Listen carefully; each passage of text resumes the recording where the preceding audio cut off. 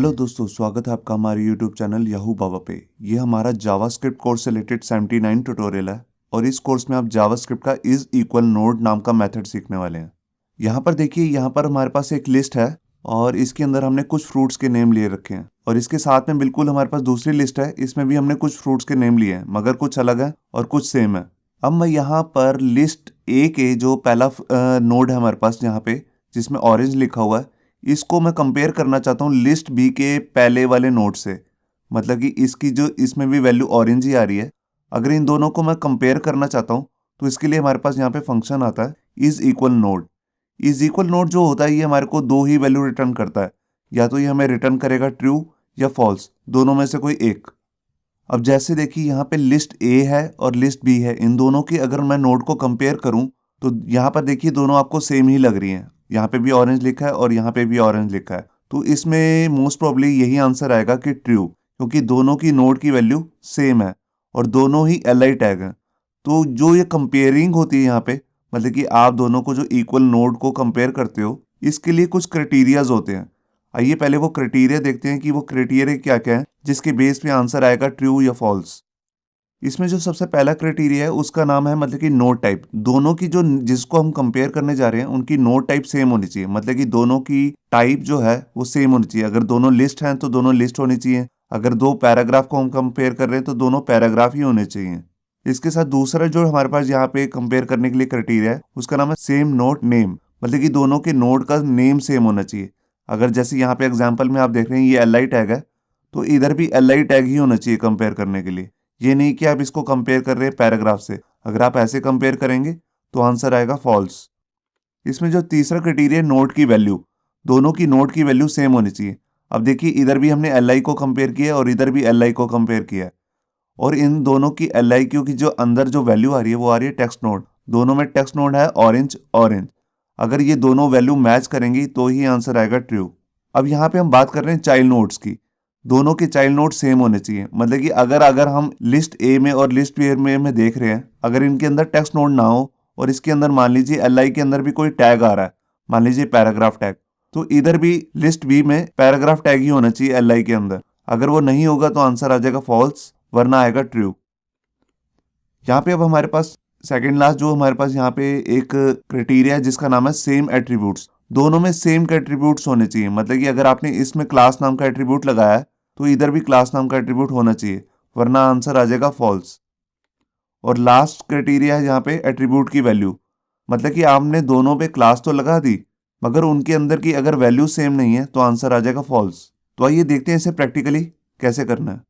यहाँ पे देखिए, यहाँ पर हमने एक बेसिक सा अपने HTML का एक डॉक्यूमेंट बना लिया है और यहाँ पे हमने दो अनऑर्डर लिस्ट बनाई है। यहाँ देखिए, यहाँ पहली अनऑर्डर लिस्ट है और ये दूसरी अनऑर्डर लिस्ट है। यहाँ पे देखिए इसकी HTML जो पहली हमारे पास अनऑर्डर लिस्ट है इस पर हमने ID लगाया है list-1, और ऐसी ही हमारे पास दूसरी अनऑर्डर लिस्ट है जिसमें हमने ID लगाया है list-2। अब इसके अंदर हम करने के वाले हैं, हम इसकी जो पहली नोड है list-1 की, इसको कंपेयर करेंगे पहले दूसरी लिस्ट की पहली नोड से, फिर दूसरी नोड से। और यहाँ देखिए, यहाँ पे हमने एक एक्सटर्नल जेएस की फाइल भी लगाई हुई है जिसके अंदर हम इसका एक्सपेरिमेंट करने वाले हैं। तो यहाँ देखिए, यहाँ से हम शुरू करते हैं। तो यहाँ पर सबसे पहले मैं एक वेरिएबल ले लेता हूँ और इसका नाम रख देता हूँ जैसे target1। target1 क्यों? क्योंकि ये हम पहली लिस्ट को टारगेट करने वाले हैं, तो उसमें से हम टारगेट करेंगे पहली नोड को। तो उसके लिए मैं लिखूँगा document dot gate element by ID, और ID हमारे पास है जो है list-1। अब इसके अंदर मेरे को कौन सी नोड को कंपेयर करना है, तो जैसे मैं पहली नोड जो है उसको कंपेयर करना चाहता हूँ, तो उसके लिए मैं यहाँ पे लिखूंगा फर्स्ट एलिमेंट चाइल्ड।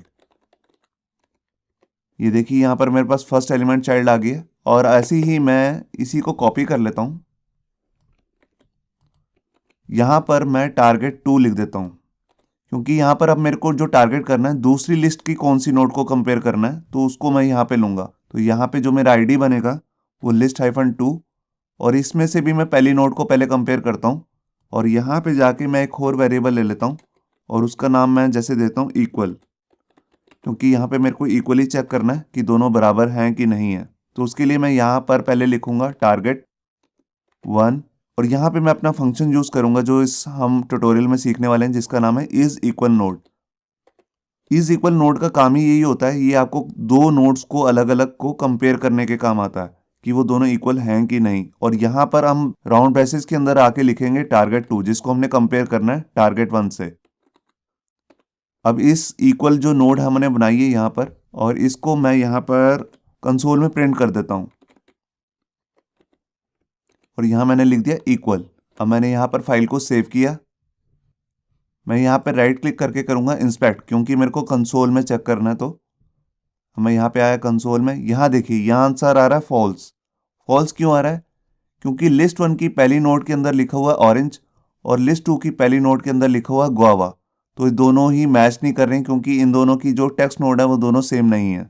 तो अब मैं क्या करता हूँ, मैं दूसरी नोड मतलब कि लिस्ट 2 की दूसरी नोड को कंपेयर करना चाहता हूँ। तो उसके लिए मैं यहाँ पर लिखूंगा चिल्ड्रन, और चिल्ड्रन के अंदर आके मैं यहाँ पे इंडेक्स नेम दूंगा उसका 1, क्योंकि 0 इंडेक्स पे तो हमारे पास यहाँ पे है गुआवा, 1 पे है ऑरेंज और 2 पे है पाइनएप्पल। तो देखिए मैंने यहाँ पे 1 लिख दिया और मैंने यहाँ पर फाइल को सेव किया।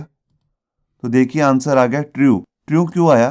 क्योंकि देखिए इसकी पहली नोड जो है ऑरेंज और इसकी दूसरी नोड जो है ऑरेंज, ये दोनों सेम हो रही हैं, दोनों की वैल्यू जो है नोड वैल्यू वो दोनों की सेम है।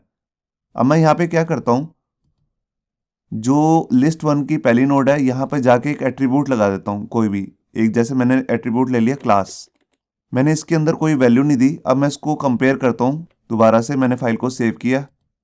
अभी देखिए यहाँ पर आ गया फॉल्स। फॉल्स क्यों आया? क्योंकि इसकी एट्रीब्यूट पे हमने क्लास नाम का एट्रीब्यूट लगा दी, यहाँ पे आपको दिख रहा है। और इसी तरह जो हमारे पास दूसरी लिस्ट है उसके अंदर कोई भी क्लास नाम का एट्रीब्यूट नहीं है। तो मैं अगर यहाँ पर भी क्लास नाम का एट्रीब्यूट दे दूँ, मैंने इसके अंदर भी कोई वैल्यू नहीं दी। अब मैं फाइल को सेव करता हूँ। मैं आपको यहाँ ये दिखा रहा हूँ कि अगर ये दोनों की वैल्यू मतलब कि इन दोनों में एट्रीब्यूट भी सेम है तो ये वैल्यू आएगी ट्रू। यहाँ देख रहे हैं आप, दोनों में एट्रीब्यूट सेम है, इसमें भी क्लास लिया इसमें भी क्लास। मगर अगर मैं इसके अंदर जाके ABC लिख दूँ, कोई क्लास का नेम दे दूँ और इसके अंदर कुछ भी ना दूँ, तब भी आंसर आ जाएगा फॉल्स। ये देखिए। मगर अगर मैं इसके अंदर भी जाकर ABC लिख देता हूँ तो आंसर आ जाएगा ट्रू, क्योंकि इन दोनों के नोड टाइप भी सेम है, दोनों के एट्रीब्यूट भी सेम है और एट्रीब्यूट की वैल्यू भी सेम है, और नोड की वैल्यू जो अंदर ऑरेंज ऑरेंज लिखा है वो भी सेम है। मगर अगर मैं ये नोड की जो अंदर एट्रीब्यूट की वैल्यू आ रही है ABC, अगर मैं इसको कैपिटल लेटर में लिख दूं, ये देखिए, और मैं फाइल को सेव करूं तो आंसर आएगा फॉल्स।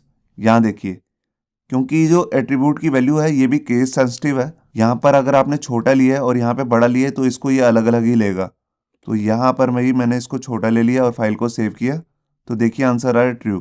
होप सो आपको ये हमारा वीडियो ट्यूटोरियल अच्छा लगा होगा। अगर अच्छा लगा है तो वीडियो को प्लीज़ लाइक करना मत भूलिए।